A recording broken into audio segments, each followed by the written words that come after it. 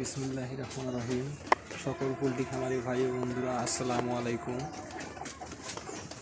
আমরা এখন খাঁচাগুলো সেটিং করতেছি। এখন বর্তমানে আমরা কাজ করতেছি ময়মনসিংহ ঈশ্বরগঞ্জে রফুল ভাইয়ের খামারে।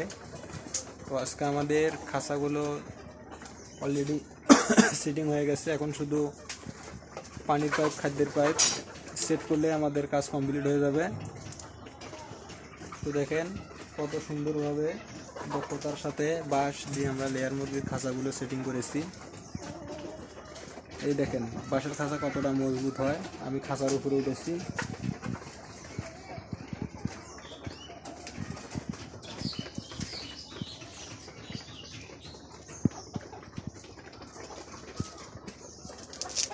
যদি কোনো খামারি ভাইয়ের খাঁচা তৈরি করতে প্রয়োজন হয়, স্ক্রিনে আমার নাম্বার দেওয়া থাকবে।